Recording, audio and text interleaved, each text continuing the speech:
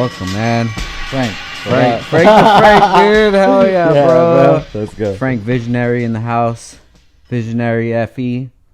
Foreign exotic. Yes, sir. I love it, bro. Thank you. I know a lot of people probably don't know your name or face, but I'm pretty sure they know the cars, dude. Getting to know them. Yeah, for sure. We're getting a face out there. Yeah, I love it, dude. Thank you, bro. So, let's talk about like the cars that you've been taking out that people might know you from those cars. Okay. Honestly, as funny as it is, I've been doing this thing since the Honda game way back, and people don't really, not too many people know me from that. Yeah. We didn't really blow up until the Lambos, the R8s, GTRs, and six-figure cars. Yeah, Then people for start paying sure. attention, especially we're out here in LA area, right? So I would say my Lambo is probably the biggest hit, even though I had an R8 Performance and I had the GTR. I did a Paul Walker tribute GTR. Those didn't really gain me attention. But I built this gnarly Lamborghini and went all in on it right out the gate, and it was kicking flames and popping loud as shit, and just went real aggressive with it, bro. And that really got me the shares, and people starting to notice the name Visionary, and then that started popping off, and then AMGs and building 240s and helping other people with their builds and showing up to meets and shows, and really in the past year and a half it just kind of blew up. So is that when you decided to focus on growing your socials and your channel, like a year and a half ago maybe? So I've been doing YouTube for like 10 years, dude. Like I have stories go way back, like from my truck days and stuff like that. But I didn't really pursue it as in going at it, right? Being a YouTuber. But then, yeah, the business took off for me, man. 2017 we opened, and that thing took off, and it was a wild ride for like the 3-4 years. And I felt like, man, I have a story now because of my background, my history of coming from nothing to something. Felt like there was more to say. So I wanted to share that journey, and that's kind of where I just started turning on the camera and just filming more, bro. And then it kind of turned into like, all right, I want to get better edits, and you want to do better, and you want to top level yourself, because I mean, some of us just have that in us, you want to do better and better. I one up not anybody else, I want to one up myself every time. I watch my own video, I'm like, fuck, dude, that sucked. I could have Let's do it better, right? Yeah, for sure. And I still have a lot of room to grow, bro, but that's kind of how it started, man. Like I just started sharing the journey, and people seem to like it. So here we are, Well, that's one of the reasons why I wanted to have you on the pod, because when was it? Maybe about last year, maybe, when we did the Lambo, right?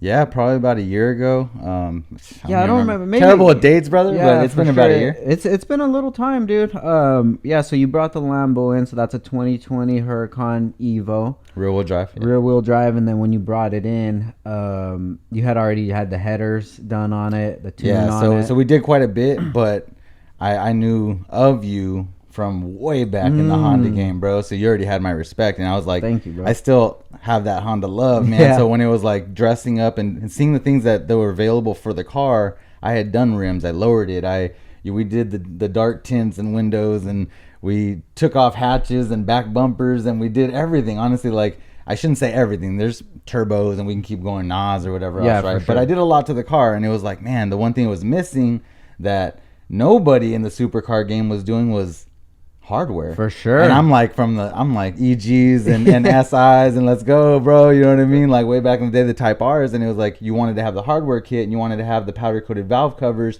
and you wanted to have the engine tuck, and you wanted to have the Ritchie Works or the Rye wires, and the supercar world, man, like they don't touch that shit. Yeah. Like I don't know if it's nervousness, wanting to keep their value, or I don't know, man. But either way, lowering in rims is a big push for majority. You'll see, some of them step out and get the twin turbos and stuff like that, but it was a big thing for me to add that. So I reached out to you, man, and here we are today, bro. Like a year and a half later, done the Super Stock, the Lambo.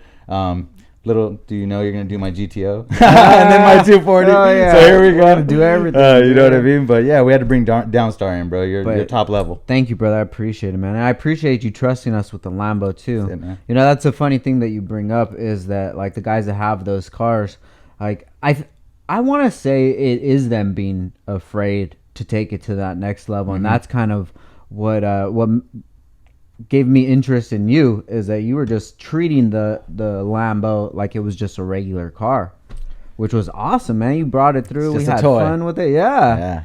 And dude, we did a full hardware kit on that. I think it came out to like 100 pieces from front to back. It was more, dude. It was more. I remember you guys counting, and we were like, "Holy shit, bro! It's like 125 pieces or something." And then we dumbed it down a little bit to be like, "This is what will be in the kit, too." Yeah. You know what I mean? And that was dope, bro, because we went super extra measure and did everything. Yeah. So from when we first did your car until now, like, dude, the titanium stuff's been popping lately, awesome, bro. Yeah, so I think that we're gonna release that kit now. Happy to hear it, brother. Happy to hear it. The Huracan kit. I'm stoked on that. I tag you on every post, man. I know you Same do, with like the rest of my sponsors. I sometimes I'm like, man, is it overkill for them? But I'm like, everybody that's looking at my posts, man, I'm growing a following. They see those, or those are my sponsors. Those are on my cars, and I'm hoping it's driving some traffic your guys' way.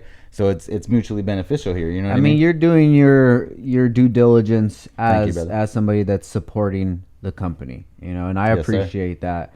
And it doesn't get annoying, dude. You know, right on. There's every time I check my DMs, there's probably about 20 people. They'll tag us every single day, and they'll tag us in their posts. It's cool, dude. You know, I appreciate that for sure. Because especially when you take out the Lambo, dude, and people will trip out on it, I'm sure that the hardware stands out to them. It does. Because you'll see all these twin turbo Lambos and things like that, and you're just like, damn, it's nice, but it still doesn't have that it factor. It's missing something for sure. It's like that one touch, bro. And honestly, yeah, like before I took off the hatch to my engine bay on the Lamb, you know what I mean, or when I would pop the front trunk, the frunk, yeah. People, it gleams, you know what I mean? The sunlight hits those little titanium bolts, and it does draw attention. It brings them in. So it's like, yeah, cool car, but when you have these little shiny little embezzles on there, and people are like, oh, hold on, now it makes, whether they're walking by or not, it pulled them without them even thinking about it, bro. You know what I mean? So sure. In show car world, man, it's a necessity. For sure. You have to, dude, especially when you go to like a Cars and Coffee and you'll see maybe 20, 30 Huracans. And they're all pretty much going to be the same. Right. Maybe some will have, 2 or 3 are going to have a twin turbo kit. Some will have wheels lowered, but that's pretty much it. And if you look at that aspect of what they do to their cars and compare it to like another car, like, bro, that's stock still, dog. Like, you lowered it and put wheels, but that's not really much. Right. For you to take that initiative and to dive into it and just to be like, fuck it, I'm gonna treat it like a build. Treat it like a build. For make it your own. You know what I mean? That's the passion of this car enthusiasm, bro. Is like being able to take something from junk and turn it into like your own beautiful masterpiece, or something that's super dope when you bought it off the lot, but making it so much better on your own touches. You know what I mean? Yeah. I love it, bro. Like every model, every type, every style, it grabs me. It grabs me, man. Zeros in cars, bro, and my wife, and my family. those are my things I'm passionate about, brother. I love it, man. We'll definitely get into your story, dude, because we've talked a little bit like when you would come over, and it was super inspiring, man. But I want to get your feedback on like who was it that brought you into YouTube that was like, dude, I would love to do something like that. It's funny, dude, that you asked me that, and people are gonna trip out when they hear this, bro. Jake Paul. Nah, man. Nah. Shout out Daily to Jake Driven Paul. Exotics, bro. Oh, really? Daily Driven Exotics was a channel that I watched for years, bro. Like when I started doing little bits here and there, like I was already catching on and grabbing wave of Daily Driven Exotics, and this was 10 years ago. Oh, wow. So yeah, it had to have been 10 something years ago. So anyways, yeah, it's ironic the way things have spun and where we are today to where not the fondest of them today. It's unfortunate, but that, to answer your question, is who brought me into wanting to do it and wanting to do it to a certain level too. Got you. So what was it that actually attracted you to that channel or to them as content creators in the beginning?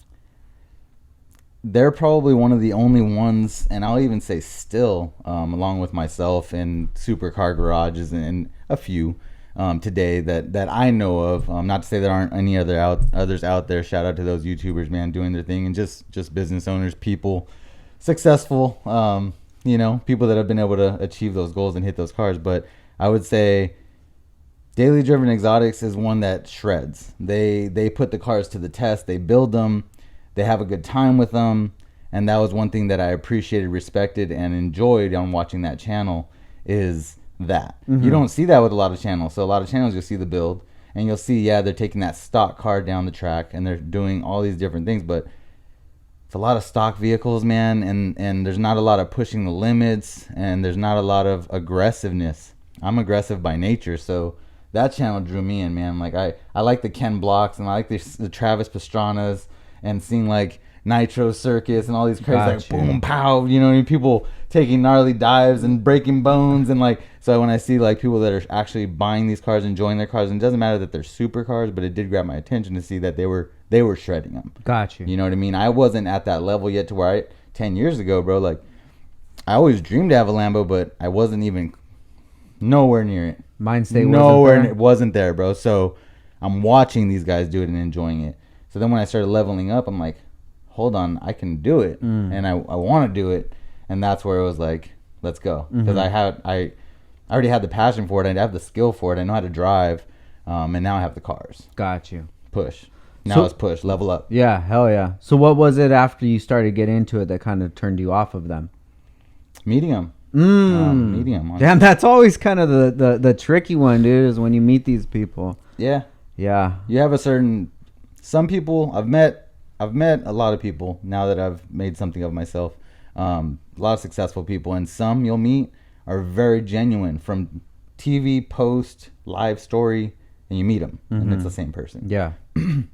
There's a handful of people that they put it on like the WWE, bro. Yeah. It's a face, it's a person, they're selling you, bam, and they got us, man. I enjoyed the channel for years, and that's what it is. And then when you meet them in person, it's not the same vibes, not the same energy, not the same treatment of what they show on the channel. You know what I mean? They show the treating the fans good and all that, but they don't necessarily do that all the time. I feel you. My own, and again, this is my own face-to-face personal experience of getting shaded, which was, I get the situation because I pulled my Lambo and showed it at when they were revealing their F8 Ferrari. Okay. But I was super stoked because I was working all night on that thing to get it ready to show it. And literally, I even dropped in the video to show Damon. I was like, man, I hope he sees my car, dude. Because he had this old tire shredder, a Huracan, and he did similar. Very similar. And no, it wasn't me jockeying his status. It was me doing my own wave on it. But I totally wanted him to see it and be like, dude, that sounds dope. Because mine, from what I've heard out there, man, it's one of the loudest, super aggressive. The pop bangs and the flames it was giving for an all motor, stupid. And I think if it would have been maybe in a different setting, he would have appreciated it. But unfortunately, the vibes were ugly, bro. Shaded me, gave me this stink face, treated me as if, bro, I'm not a boss myself, bro. I'm like, and I'm not one that ever expects anything out of anybody, but I should say, like, if I give you respect, man, I do expect that. I do expect at least mutual respect. Yeah. And you know what I mean? I went up, hand out as a man, and got shaded, bro. And I just shake your hand? Didn't feel it, bro. Wow. Didn't feel it, bro. So I don't watch the channel no more. I've seen him in different spots. He knows the energy. I know when that video went pretty viral. I pulled it though, man, because I really wanted to start focusing more on the motivation, the inspiration, back off of all the negativity. There's a lot of hate out there, man. There's a lot of bullshit, and I'm just like, not worth it. So I pulled the video. Nobody can even find it right now unless they saved a copy or something. Got you. But I know it got to him because his team reached out, turned into a thing. It went pretty viral. And when I've seen him at different places, or he sees my guys, you know, there's a lot of supporters of Visionary with banners on. It's an energy. It's a thing. It's a thing. So it is what it is, bro. I feel you. No competition out there, man. But it's unfortunate when people treat people lesser than they should be. We're human beings, bro. Regardless. Yeah. I don't give a shit. I'll shake the janitor's hand, bro. I'll shake everybody's hand and treat everybody the same, bro. Until you disrespect me, then there's a problem. But as far as me genuinely just not giving you attention, not saying hello, not being very respectful of your presence, that's just not my style, bro. And it doesn't matter to me. Your zero's behind you. No, I feel you on that, dude. And I kind of got a similar story with Adam 22. Are you familiar with him? Yeah, dude. I loved Adam, bro. I would love his content. I watch his shit today. Watch his shit all the time. And then I actually went to one of his. He put on this concert, and he had Chief Keef at the concert and playing and stuff. And then I actually stayed after the show because I wanted to meet him. Okay. You know, and I finally crossed paths with them. I'm like, hey, what's up, Adam? He's like, what's up, man? And then just like didn't even acknowledge me at all and just kept walking. And I'm like, damn, I get it. Yo, you're working. You just finished work. You're ready to go home. I totally get it, dog. But then the other side is like, you know, I was a supporter, dude. Real supporter. I'm the dude that it's not me that got you here, but it's people like me supporting, watching your channel and shit like that, and then showing up to that show. Of course, going to the show afterwards. Dude, whatever it is. And then the least you could do is make somebody feel like a human being. You don't have to follow me or anything like that, dude. Just have just a quick, hey, I appreciate your content that you put out. Oh, okay, cool, man. No, have a good night. Thanks for coming. That's it. At least that's how I would be. That's how I treat people when they come to our meets, or whenever I see them. I'll see somebody at a show or something like that, or they'll give us a call or what have you, you know. And then when that happened, I was like, damn, bro, that really put me off, dude. And I didn't support his stuff for the longest time, but then after a while, I was like, you know what, whatever, dude. Like, I got to be able to separate it from like, yeah, this is a character. This is somebody on a show, and if I find it entertaining, cool, watch it. But if I don't, I'm not gonna watch it anymore. And it sucks sometimes that you have to go through that. I like that stuff. Though. That's boss, bro. Real talk.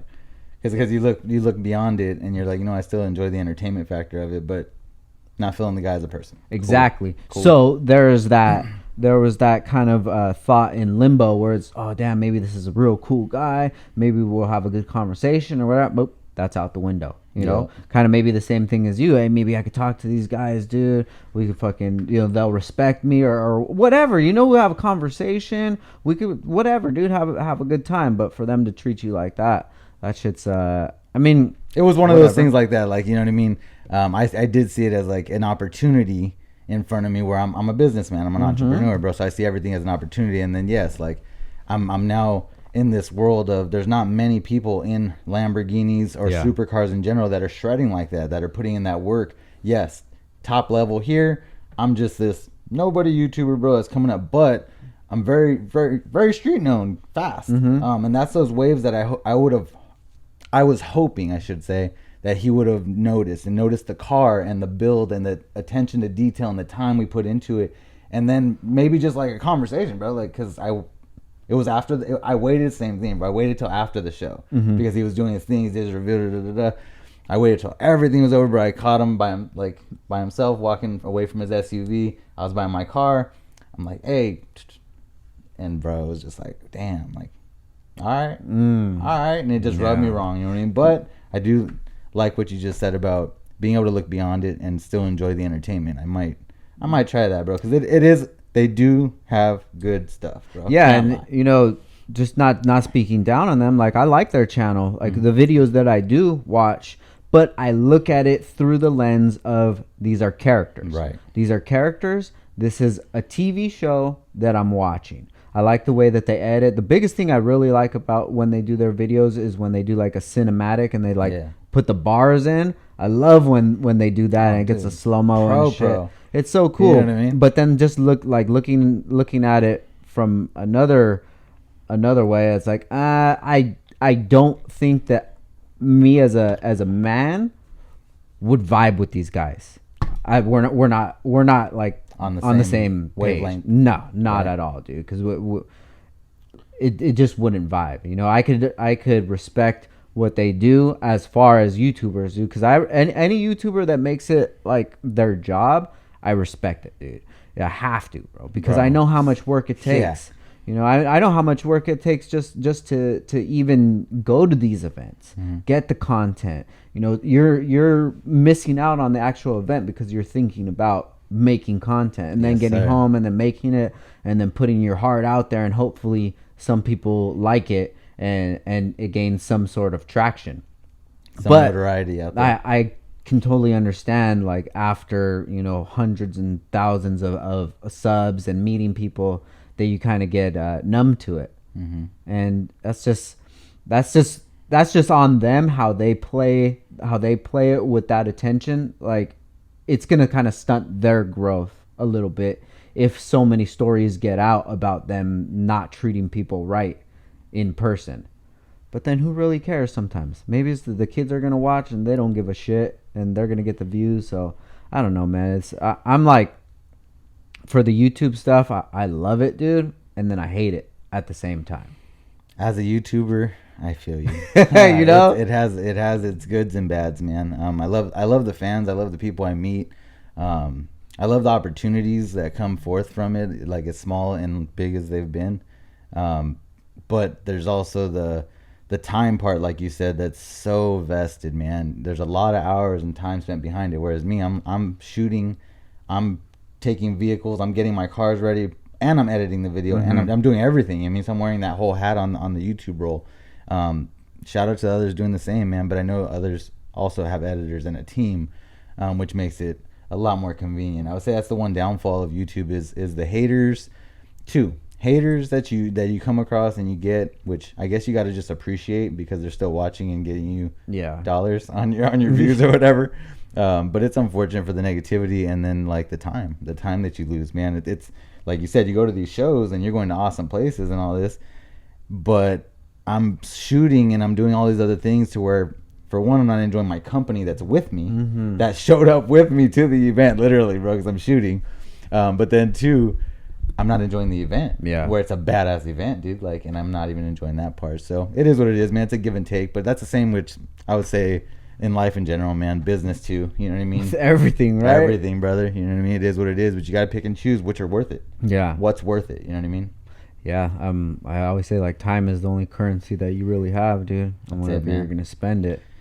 And that's why I always appreciate you coming out, dude. I know you got a little trek coming out here. Is it Norco, right? Norco, brother. Horsetown, USA, man. About a 2.5 hour drive. That's where Skunk 2 is, in Norco. Yeah. Do you have a horse? I don't. Have you ever rode a horse before? I have not. Oh, dude. I will not. Why not? Bro, I've seen the videos of people getting bucked. All fucked up. Have you ever watched the show Yellowstone? No. Dude, you gotta watch it. Then you'll want a horse, dude. There's a show Yellowstone. It's on Peacock and Paramount, I believe. But it's about Yellowstone National Park, and it shows pretty much like cowboys and Indians, but it's current day. Okay. So it's pretty interesting, dude. It's awesome. That's wild. I would love to ride a horse. Horses are beautiful, by all means. Might buy and flip some, you know what I mean, one day. You never know, but riding them, slanging horses, dude. Hey, bro, there's big bucks in horses. I ain't no dummy, man. You know what I mean? I love it, bro. Yeah. So let's take it back a little bit, Frank. Where you from? From Norwalk, La Mirada area. Oh, okay. So LA, and then I believe La Mirada is considered LA still, I think. We're borderline. Oh, okay. But yeah, so it's near, if nobody knows where the hell La Mirada is out of Norwalk, it's 91 freeway, 5 freeway, LA, Orange County area, next to like Knott's Berry Farm, Disneyland. Oh, okay, got you. So you know what I mean? Those two areas, like it's like right there, Buena Park, Whittier, Gotcha. Like it's like this little What circle. was life like as a kid growing up? Again, man, we say goods and bads, right? Yeah. Good memories, bad memories. I grew up super humble, I should say. We didn't have a lot. Mom and dad broke up when I was like 2, so I bounced between family, dad in and out of prison. Drugs was pretty relevant. Yeah, man. Had a lot of my cousins and family around me, but shout out to like my aunts, uncles, stuff like that. Like I bounced around family. From like grandparents, staying with them, to an aunt, an uncle, and wherever I could, man, at a young age. So, yeah, I went to school between La Mirada and Norwalk. So, did middle in Norwalk, did some in La Mirada, did continuation, got kicked out. But, yeah, had to take care of myself young, man. Yeah. I started hustling, taking care of Frank at 12, almost going into 13. Wow. Started learning how to play the game, streets. Yeah. You got to do what you do. And I remember taking care of myself, buying my shoes, clothes, 13. Got my first job, Santa Fe Springs Swap Meet, 14. Christmas tree lots, bro. Every job I've picked up shit, dug holes, built drywall, helped. Man, I've done so many jobs, bro. So many things in life that have got me to this point that I look back and it's like, hallelujah, thank you, Lord. You know what I mean? But yeah, man, nothing handed. I would say definitely nothing handed, bro. When you were younger, did you ever notice that your life was different than other people, or was everybody around your circle kind of had the same sort of life? So it's funny, definitely different because, so from friends, right? My friends, a lot of them you see, for one, not the broken home thing. Mm-hmm. So there's the one aspect of it. But then it's like my dad's in and out of prison, so I'm writing letters to pops. My friends ain't writing letters to dad, bro. Like, I'm doing this shit young, right? we're getting them Levi's and tees and putting boxes together, and we're talking book money, and at a young age, it's just different things. Where you notice quickly. You notice quickly, for one, the money part. I don't got no money. Like, I can't. My friends are riding GT bikes, and I'm happy to have the old mountain bike that got handed down, and I'm cruising with them, and I'm happy. But am I happy? One of those, right? Like, you're keeping a smile on because it's what you got. Yeah, it's what you could do. But hell no, like, you notice real quick the difference of lifestyles. Yeah, because it's from friends and family around you to I'm going from mom's side to dad's side. Mom's side is more, at the time, I would say we really didn't have a lot. One ways, Vadio, Norwalk. My dad's side was La Mirada. La Mirada is a nicer city. It is. It just is. Mm-hmm. So I experienced both. I experienced the streets, the hustle, the gang life, the drugs, all of that. From one side, majority. Mm-hmm. And then this other side's brighter. It's like, more flexibility. We can go eat. Like grandma's gonna get, like, it was, you see it and it feels good. Like, it feels good to have that. You know what I mean? That's where, like, I think the taste of freedom, a bit, you get that young, like, oh man, like, there's a difference. I want that. I could live like that, or I could live like that. Yeah. You know what I mean? Like, you see, for me, I would see drug dealers driving through the one ways in a fresh red BMW, or like something, that street money at a young age, but I don't give a damn, bro. I want that whip. I want all that and more. And that's the one thing, like, for me, I'm the most successful in my families, both sides. And I think it was just always a different drive for me because I grew up different than all of them. They have their moms, their dads. I bounced around. My brothers bounced around. They didn't experience it on either side. They didn't have the same lifestyle as me. So I was able to take a negativity and use it as like a superpower, bro, to just consistently drive me that I would have more. I remember 5 years old, bro, like, I'm gonna have a blue Lamborghini. Straight up. I got a blue Lamborghini. Damn. Like, and it was like all my life, bro, you're tripping. You're a big dreamer. Like, even my mom, like, man, like, there's something different about you, though. Yeah. My mom believed that I'll be somebody. And, like, going through all the things, mom went in and out of prison, all these things, too. And I just always pushed, bro, like, for myself. Like, found a way to, like, make something happen. You know what I mean? So, yeah. Did you have anybody when you were at a young age that kind of looked after you and tried to guide you in the right direction, or were they just there just to make sure that you had a place to live and eat? I had some of that. I feel like some of my cousins, like some of my older cousins, would look out, and it was like them wanting to teach me so I had, all right, you have some that want to teach you to like, they give you the real. Mm-hmm. Like, it's nothing sugar coated about it, and I respect it. Because it was like, without that, I wouldn't have learned as fast. Like, I had to learn the world fast, or you're going to be like that. Mm-hmm. And it was like, well, fuck, I don't want to be like that. So it was like, all right, well, here's how you got to do it. Here's the game. Pow. Boom. Scale. Pam. Here, let's go. Like, and I'm 12, bro. Like, oh my God. Right. Like, and I'm taking notes. Like, all right. And it's like, here, go. Handle. See you tomorrow, next week. And yeah, the shit took off. And boom, boom, boom. And it just goes, you know what I mean? But then you have other people that, like, I use that as one example of drugs, right? But that's like my younger upbringing. Like, that was the way to make money at a young age. Like, I wasn't getting a job at 12. And your family, the people that are legit, aren't teaching you that. They didn't tell you go mow the lawn next door. You know what I mean? Go mow the next door's labor. And I did that too, honestly. But then you have family members that genuinely look out. Like, know what you're doing. Know what the other cousin is teaching you to do and tell you to do. But kind of more schooling you. Like, don't do that. Like, be careful. Like, don't do that move. Like, and it's like their way of not stopping me because they can't, but guiding me, finessing me. Like, all right, don't go that path. Take that lane. Like, you know what I mean? And I respect both. Like, both of them help me because I'm blessed to, like, man, like, as much as I've done in life, got stories for days, bro, but nothing to incriminate myself on a podcast. Yeah. But, yeah, man, we've done some wild things, and I've never been charged with anything. You know what I mean? Man. And that's a blessing, bro. Like, I was able to snap out of it in my early 20s, and thankfully go legit and do everything I've done in life and accomplish a lot the right way without going through what a lot of people do. They get into the system. Yeah. And I feel like it's my family that taught me that. If it wasn't for my family, I wouldn't have known and picked up on whether they directly told me or I just happened to be in the room and watched them do it. Mm-hmm. I still learned, you know what I mean, to not get caught. Yeah. Like, and that's, people be like, what the fuck? Like, this guy.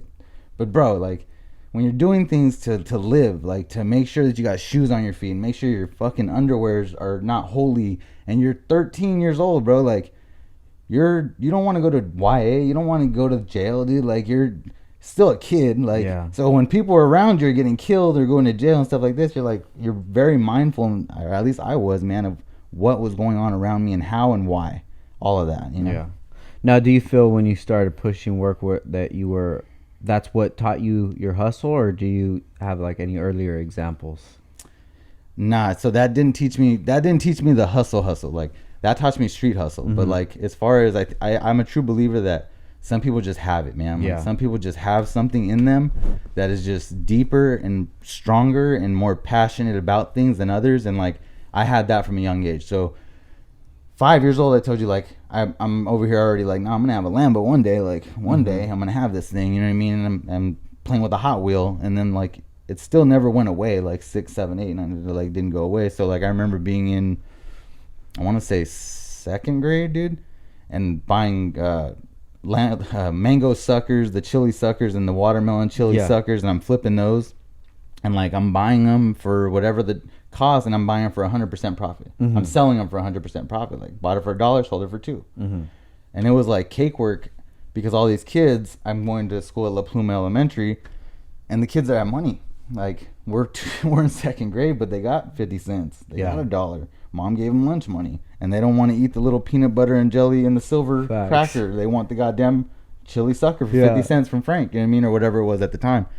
I was flipping those things, bro. Like, I remember grandma taking me, get another bag of mango and chili, you know, and I'm doing it, you know what I mean? And then that, and stealing from grandma 20s out of her purse, and I'm racking them. I got caught at school too, having a wad of like 120 in 20s, which it's 120, but that's $20 bills in your desk at 3rd grade. Yeah. In major trouble, but just a different ambition, bro. Just a different hustle, a different appreciation for dollars than I think other people. I've always had it. Yeah. I've always seen, like, because like, young, you still see it. You see how both families, friends around you, people, TV, doesn't matter. Whoever you're inspired by, you're seeing it. So from, especially kids today with iPads and all that, they're seeing a lot more. So you real quickly know what you want. Yeah. And there's dream chasers, and then there's people that are just cool with what they have. Yeah. I've never been cool with what I've had, even today. People look at what I have today. My wife gets so upset and frustrated, but I could lose it tomorrow. So like, there is no setting in and just appreciating what I have right now, because I need to drive and get more. We need to work harder. I need a new customer. It's not about having a new car or more cars. I am not satisfied with what today has for me. I need more. I need to do another podcast. I want to go do another interview. I want to go fly and motivate some other people. I want to talk to a class one day and be able to just motivate and inspire and tell people my story. There's so much more to do. We live once. Like, let's go. Yeah. You know what I mean? And that's where I'm at now. It's like, I make sure I don't get stagnant and appreciative of what I have, because then it'll get me slow and sloppy. Do you ever feel like you'll be able to get to that level where you just appreciate? I hope not. I hope not. And I say that because I worry that when that time does come, you get bored. I don't want to get bored. I love work. I love talking to people. I love meeting new faces. I love telling the story, making new stories. Yeah. Like, I hope that doesn't die. You know what I mean? Yeah.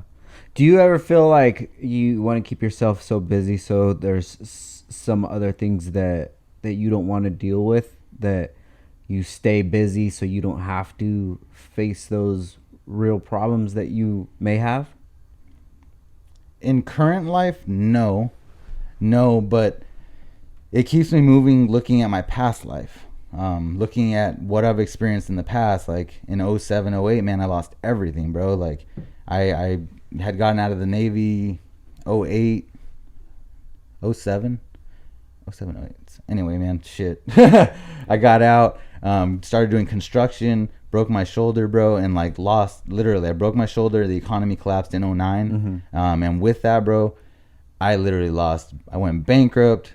I started going through my divorce. I lost my place. I had no car at the time. Ecology literally picked up my last hope, which was a piece of shit 87 Thunderbird, bro, that my dad gave to me. Like, he's like, here's the last leg, right? I don't even think he gave it to me. Honestly, at the time he was locked up. It was in my grandma's driveway. I took it. Yeah. My grandpa was like, fuck it. Like, that's what you got. You know what I mean? Brakes, bro, going to shit. And like, I remember that car, like the brakes went out. I'm having to stop from corner to corner. Gas stations, bro, to put water in the radiator because the fucking thing's overheating. Oh, and like, this was the last leg. So that broke down. Ecology comes, picks it up. I get my my notice for we lost our place. We couldn't afford it anymore. So I have nowhere to go. My ex-wife takes my kids.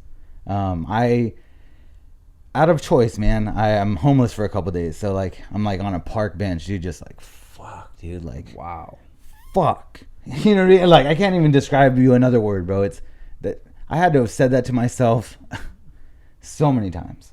And you just like, that's the fear. Like, I can never have that again. Like, you see it, like, yeah, it's traumatizing, bro. Like, yeah, when you lose it all, it's like, fuck, dude, like, what is the move?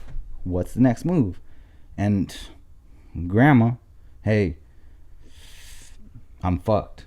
She's like, you always have a place to stay, but let's talk. All right. Go to grandma's, bro. 2 days later, I move in, long story short. But in that conversation, she's like, you got 6 months. This time, because I've moved in and out in the past. Like, she's always been my out. Shout out to grandma. Always been my out. But she's like, 6 months. I'm like, all right, fuck. Accept the deal. Let's go. And that was the moment, bro. Like, my life changed. How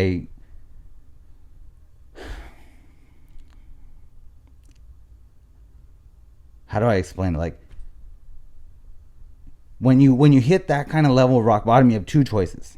It's like, I'm going to be homeless and a bum, or I got this kid and myself that, like, I got to make it. So I'm reading newspapers, I'm Googling like what to do. And then like I came across mentors. Nobody's taught me about mentors in my life. I don't come from that shit. None of that. Like, nobody, like, who do you learn from? You know what I mean? Like, teachers in school, for like the people that I was taught by and like how to make money, it's like, it's a waste of your time. How you gonna go learn from a person that's making 6 figures to teach you to make real money? And that was always the thing for me. But then I found mentors. So it's as quickly as and I don't know how it came to me, bro, but like, I remember seeing something, Googling something, and it was like, oh, you like find yourself a mentor that you believe in and trust in and learn from, and can help you change your life. So like, I'm Googling YouTube, bro. Like, YouTube and Google, guys, will fucking, if you can't change your life with Google and YouTube, guys, like, you're full of excuses. Dead ass full of excuses. This is from a guy that lost everything and bounced it back, bro. Like, so found Jim Rohn. I found Warren Buffett. Didn't know who that guy was. Benjamin Graham. These are stock traders. I'm finding the Robin, they're just all these different guys, bro, that are very motivating. Tony Robbins, very motivating, very, very inspiring, very motivational. And I locked in with like this Jim Rohn guy, and he's actually deceased, but the things he, like his values and things that he would say, like really grabbed me, and I took it and ran with it, bro. And I started watching all his stuff like daily. I'm watching his motivating things, and I'm taking action to the things he's telling me to do. So you got to wake up at a certain time every day. All right. Wake up early every day. You got to eat an apple every day. And at this time, like, I'm like, all right, bro, like, eat now. It keeps the doctors away. You don't want to be at the doctor. You want to be sick. So I'm doing that. He wants you to read. You know what I mean? You're writing down your goals. Like, what's your daily goal? What's your weekly goal? What's your monthly goal? And on top of that, you're taking action on them, though. Like, you're making moves to make it happen. So I'm just constantly doing that, bro. And in a short period, my buddy puts me on to a labeling company. Shout out to Labeltronics in Anaheim, man. 2010. Mm-hmm. This is 2010, dude. Like, this is right after losing fucking everything, dude. I remember I was working at like Living Spaces as like this credit nonsense, bro. It was like the most shadiest shit. And then my boy's like, hey, like, I can get you into Labeltronics, man. I'm like, how much? And I took a pay cut for this. I'm making $19 an hour at Living Spaces doing this shady credit shit to get you furniture. He's like, bro, it starts at 12. I want to say 12.90, 12 something. Wow, that's a big jump down. So big jump down, right? I'm living with grandma though. I already filed BK, bro. I got no bills. I'm like, he's been with them for a few years already, and I'm like, man, first question is there opportunity to grow? And he's like, Frank, I know you, bro. Like, everywhere you go, like, you top level, like, you're gonna make it. Like, you can grow here and live a life. I'm like, all right. Took the cut, bro. I $12.90 an hour. I'm sitting here sweeping floors, rewinding rolls at an inspection table, quality inspection for labels. They do wine and stuff. So in 6 months, from that to running a press now. Okay, so I got the opportunity to run a press. I impressed them. I run a bigger press. I go printing HP. I own HP now. I'm printing HP for them. I learned Nil Peter, which is colors and stuff, Flexo. I go to the office, customer service. I go to account manager level 1, level 2. I'm leveling up with this company fast, bro. So from 2010 to 2014, I go from $12.90 an hour to $120K a year. Oh wow! So yeah, so I'm showing them what I could do, how I can do it. I'm best customer service rep they had at the time. Papers show it. There's no, you can't ignore it. I remember, seeing the wave of cans come, bro, in 2014 when I got that. Like, I got to that level of making 6 figures, and I'm big in the beverage industry at that point. So they were all wine, and I went beer. I was just heavy in that scene. Mm-hmm. So gave them an opportunity the last year, 2017, where it was going. Like, I'm like, let's invest in cans, start doing all this stuff. They didn't want to. I went for it, dude. So we parted ways. Go ahead. So before we get off of that part of your career, what were some of the things that you were doing that other people weren't doing, or that helped you get that 6-figure job? The difference of what I see in the workplace, what I saw in the workplace, and what I still see in the workplace. I've since I started my business in 2017, man, I've fired 28 people probably. It is what it is, bro. I think people come in and they have this dream and idea to make a certain amount of money, but they're so focused on that rather than to help the company grow and succeed. And it's clearly visible, your extra efforts and work and attention to detail and loyalty, that the company automatically, when you come and ask for a raise, it's a different conversation than the person that just feels so entitled. Without people saying it, I think people come in, they clock in, they do their job, and they're quick to clock out. You ask people for overtime, it's almost like pulling teeth. And this isn't everybody. This is we can go back to 2010 to 2022 of just my Labeltronics packaging career that led me to what I own today, which is my own packaging business. But I've dealt with a lot of employees since then. You know what I mean? Working with them as an employee myself, and also out of that, right, of being an owner. And I think people just don't take a lot of initiative. I think people have, they want to be a manager. They want to do this. They want to make this kind of money. But when it comes to the responsibilities and the action that needs to come with that, they're not ready. You know what I mean? Like, if you come in with the mindset of just cranking and asking for more, like Arnold Schwarzenegger is a great person to like watch, to motivate you and inspire you to want more. Just for all you guys, like, you might laugh at that, but watch some of his shit. If you're over here in the dumps and not fucking driving yourself and not motivated, that motherfucker, bro, like, motivates the shit out of you. The Rock's another one, and it's not like on some workout shit. It's on some hard work shit. Yeah. You know what I mean? Like, taking it to the next level, and a lot of people just don't have it, bro. You hear about the 1% in people with money. I think there's a 1%, 1 to 3% of people that just have strong work ethic. Just a genuine, strong work ethic. I have a drive to not lose, bro. Like, I don't like losing. It bothers me. I'm not a sore loser. I will congratulate you. I'll smile. I'll enjoy your win. But believe me, that shit's eating at me, and I'm going to do every goddamn thing I can that the next time we compete, I'm taking the W. That's just in me, bro. And I might not, but it's just in me that I just like to win. I like to do better. I like to one-up myself all the time. And it's not, again, you don't always got to compete about other people. One-up yourself every day. Yeah. One-up yourself. You know what I mean? Can you do better? And that just changes the game. So, do you ever have days that you're not motivated? Yeah. What do you do on those days? I use my past. to remotivate me and get the fuck up. Trust me, bro. I have those days. But I got to keep it trucking, got to keep it moving, because I know what grim looks like. Yeah. I've felt it. For people that have never felt it, it's hard to understand it. It is hard to understand what you haven't tasted. But once you've tasted it, and the people that do have that drive and that motivation to want more and not want to feel that again, it's a different, it's a food. Yeah. I use it to my advantage.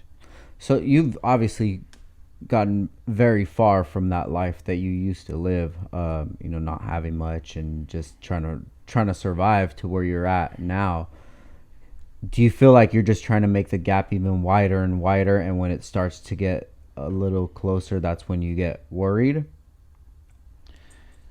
No, because people have to understand that, like, everybody runs business different. So I'm a business owner that I learned how to leverage. So there's people that I've met in the business world, entrepreneurship world, that they're like, I don't want to be in debt. I don't want to have credit debt. I don't want to use my cards. I don't want to have loans. I don't want to do it. They want to pay cash for it. They want to own everything, but they scale slowly. So I am again, I say this because the people I learn from, my motivators, my mentors, you know what I mean? Like, the Grant Cardones of the world, it's leverage. Your credit, make sure your credit's good, make sure your sales are good, keep your sales up, and leverage that money to buy more equipment, bigger space, more. But with that comes more responsibility now. I can't fail. I can't have a bad week. Because you have all these loans or whatever. Right. Got you. So, yeah, my business is doing well. My lifestyle is good. Things are great. But economy crashes on me tomorrow, then am I great? Yeah. I don't know. I'm going to do my best to make sure I am. But there's never, I think when you do approach business like that, the way I do, which, yeah, we've scaled fast. 2017 to now, 5 years, we went from home office, brokering deals, delivering out of my F-150, to having 17,000 square feet, one-stop shop, $2 million of equipment, 8 employees now, and 2 commercial trucks, right? But with that comes more debts. Yeah. Because I'm not going to lie to anybody here and say that, oh, bro, all that's paid for. Nah, bro. Like, the people I learn from, you leverage your credit to get low interest rates. You leverage your credit to get more loans, to be able to buy more things that are making more money. The more of that you do, though, yeah, I'm bringing in more money, but it's constantly getting more. I'm bringing in more money, reinvesting back to the company, buying more stuff. Let's go buy more. Pay this down. Buy the new piece of equipment. Trade that in. Expand. Yeah. Start a new location. So to just like cruise control, I can't. I don't want to. I don't know if I can. You know what I mean? Like maybe the business just hey, great. Yeah. But maybe not. And that's a chance I can't take. Like I got 4 kids, I got a family, and I got a lifestyle that I enjoy. Yeah. You know what I mean? And if that means me going to work every day, cranking to make sure I have an awesome Friday through Sunday and vacations, then so be it. Do you think that there's a way that you would be able to make a business where you could have like the best of both worlds, where it's maybe not as big and it's not bringing in that much money, but your stress level's a lot lower and maybe your take home is a lot closer, but you're not producing as much product, you don't have as big of a building, you don't have as many employees? So yeah, to be honest with you, that is the YouTube thing for me. I enjoy doing YouTube because I enjoy going to events, I enjoy building cars, I enjoy meeting new faces, I enjoy my fans, I enjoy all of that. There's a lot of things that I do enjoy about the YouTube and social media life. For sure. And with that comes freedom. With that comes travel. With that comes a lot of different things that I don't look at the YouTube part as, I shouldn't say I don't. I do right now. But I feel like if I wasn't doing my full-time gig, which is the labeling company, my packaging company, then that's freedom. Like I'm just enjoying life now. But I'm still bringing in an income based on my videos, on my social presence, on me going to events that I already enjoy anyway.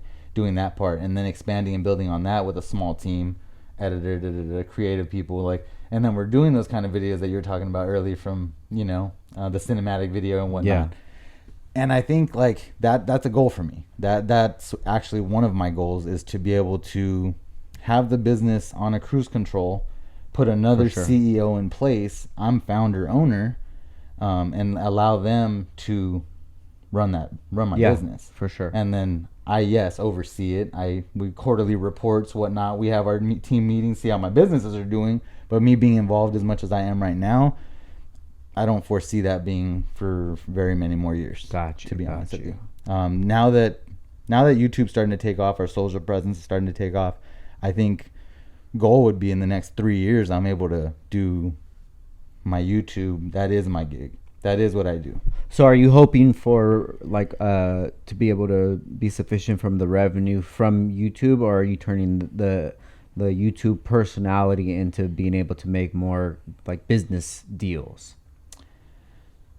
So a little bit of both. So I want before I'll walk away from my packaging company, and I shouldn't say walk away, but as far as CEO, as operating, I'm there all the time. I would have to supplement my current income from there. As much as the company would still be paying me, I would still be getting money from my business. I wouldn't feel comfortable to walk away from it until I'm literally bringing in monthly what I do for my business. The same amount. Gotcha. Which is again doable. That is an achievable goal. So when that does happen, that would be when I can finally make that decision to say, okay, I'm going to do this full time. I'm going to appoint somebody else as CEO and find that person, and I'm going to be the person overseeing as like a chairman, right? Yeah, something like that. But that's the goal. The goal for me, honestly, is you don't want to be. It's that freedom part. I don't want to be tied up into the business all forever. I want to be able to just come in and out as I please. Want to, you know what I mean? Like have other people run it. I built it. It's honestly already on a. We don't have sales reps. I think we're the only packaging company in the nation that does not have a sales rep, period. Like, but we don't need it. That's what allowed my company to go nationwide. Like, I built things very, very simple. Very simple to do business with us. When you're dealing with cans, there's only so many options. So let's make it easy for everybody. And so I have customer service reps. You know what I mean? And honestly, they do an amazing job. So me walking away is feasible. Got you. You know what I mean? Now, what is it about the YouTube that attracts you? Like, why wouldn't it be another hobby or something else to move into? I like the video logging part of it. I think like we talk about life being short and you making your stamp. And I think like with YouTube, it's an opportunity for everybody to document your life. Now people use it in different ways, but like for me, the life I live today is like a dream. It's like smack myself sometimes, like especially from where I come from. It's like, yeah, I always dreamed I would have it, but I have it. And it's like, oh shit. Like I don't know like how to explain that, man, but to be able to pass that down, and it's just I'm gonna have a log of years of videos that when I'm gone, I am gonna have somebody that looks at me like a Jim Rohn, the way I looked at Jim Rohn, and be like, that guy's dope. I like his style. I like how he was just a didn't give a fuck attitude, but he honestly was motivating and inspiring and taught us a lot, and I gave a lot. And that's what I'm hoping that people would see with the longevity. It was like, I didn't ask nothing of nobody, bro. Like, I gave it all. Yeah. Gave it. And I'm hoping it leaves a stamp on the world, man, that some people, it makes an impression like we talked about. Like, you met somebody, I met somebody, and it was an unfortunate experience that it wasn't what we thought it would be. Yeah. I don't want to be that guy. Yeah. So I've been, bro, in freaking sandals, bro. Like, you know what I mean? I just woke up, I'm at the gas station, bro, and I got somebody like, oh, visionary. And I'm like, yo, what up, bro? Like, dab them up. Yeah. You know what I mean? Oh, they're like geeking on the whip and like, oh, bro, can I hear it? Yeah, bro, give me a second, bro. Give me a second. You know what I mean? But it doesn't matter. Like, I've been in moments where, I'll be honest, I didn't want to, bro. Yeah. Like, I didn't want, like, I whatever it was, I was in a bad mood or whatever, but like, I put the smile on. I appreciated their moment that they took to appreciate me. And that's something like, I never want to forget. Yeah. You know what I mean? So that the YouTube allows me that. You know what I mean? It allows me like to hopefully teach somebody else that comes from the same lifestyle I have, or somebody that's coming from something that they just need a person like me, rather than, I see a lot of phonies and fakes. Not to say they're not wealthy and they haven't done well for themselves, but I feel like it's the face. Like, bro, like, why do you got to put on the face, man? Just be you. Talk to people. Like, even when I've gone live, I don't do it too much, but like, I'm just me, man. Like, I don't know. You ask me a question like we're doing right here, and I'm going to respond as best I possibly can and shoot the shit with you and kick it. You know what I mean? Like, I can't do the fake face. I can't do the, oh, that's Frank Visionary. Like, nah, bro, like, catch me on any day, any moment, you're going to catch Frank Visionary, bro. Like, it's who I am. You know what I mean? Same guy. Like, I don't know. So when you started making it, what was your first big purchase that you made? As far as like, you know, a toy or something like that. So my first big purchase, it was in bulk, honestly. So we started 2017. We opened up 2,500 square feet in 6 months, bro. We went nationwide our first year. I had two facilities, Chino and Ontario, in a year and a half. I shut those down. So the business did well. I didn't make a big purchase. And yes, I fixed up my truck and I invested into the business, but like for me. Yeah. For me, bro, like the biggest purchase. So end of 2020, business is doing amazing, bro. Like we're like year one, we opened in August. We closed out the year at 20 grand. First year though, we did like 2.1. Then we did like 3.7 and then 4.9. Wow. Like, I mean, so like it just, the business, like, I remember 2020, we closed out at 7.3 million, dude. Oh my like, God. We just killed it. So with that though, again, people like, sounds amazing and great, but there's a lot of bills behind that. There's a lot of product being purchased to accommodate those kind of sales, a lot of customers involved. So it's not that kind of profit. Yes, the business itself brought in that kind of revenue, but not that enough profit to where I was able to enjoy myself. So to answer your question, so my birthday was November 2020, and I'm like, man, I'm going big on this one.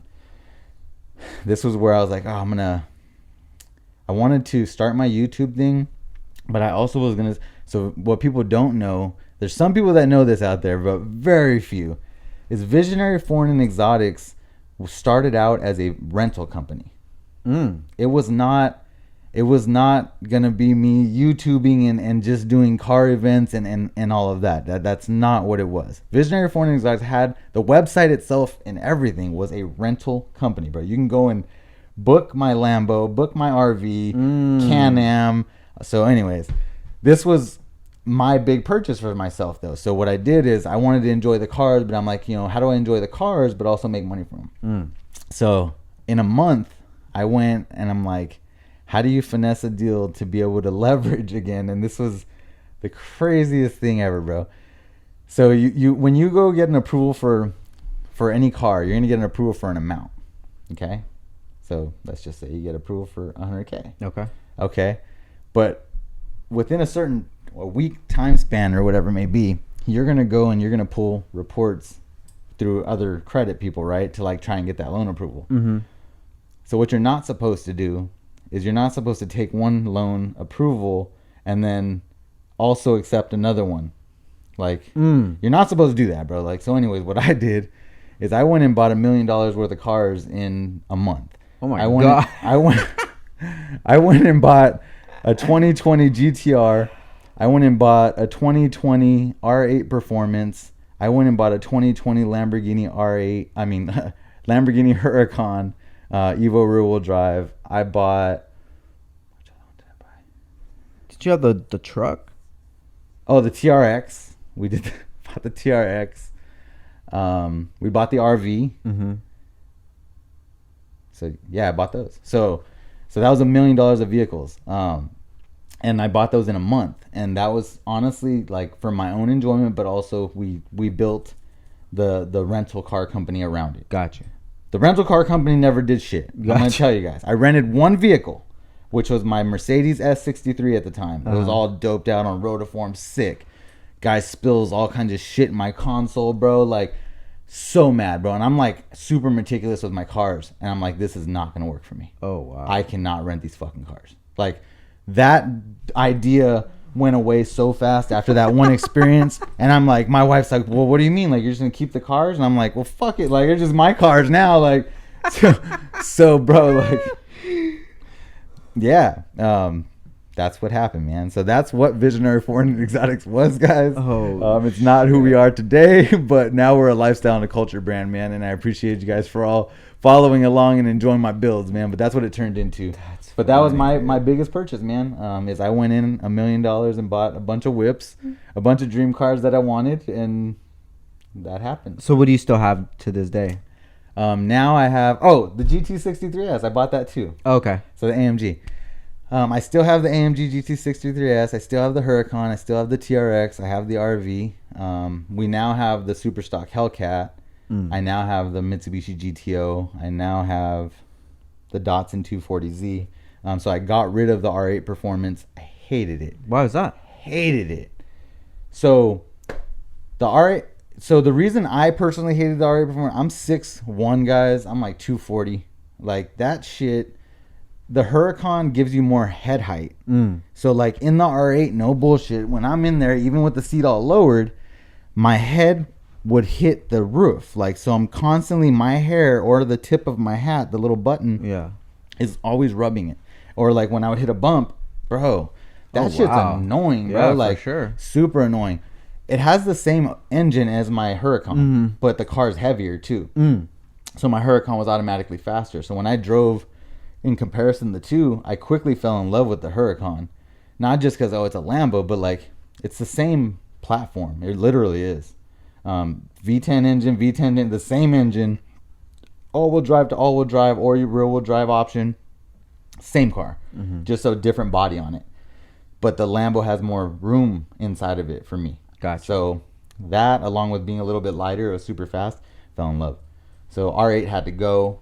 Bought the GTR because I always wanted to have a GTR. I'm like, oh, dude, like I love the new GTR. Yeah. And then I drove it.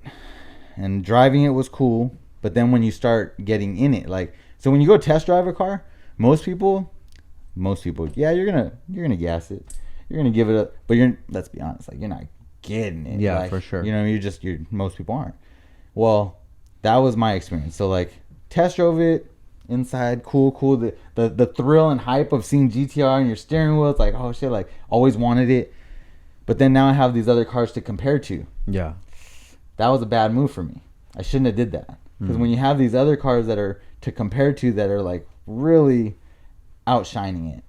And then the GTR has this weird roller coaster noise, bro. Like when you turn the wheel hard right or hard left, it's like a click, click, click, click. Like it's weird, dude. Like, but that's what it does. That's just how it is. Like, I don't know if it's the all-wheel drive system. Gotcha. I'm not sure what it is. It's not broken. That's just how it is.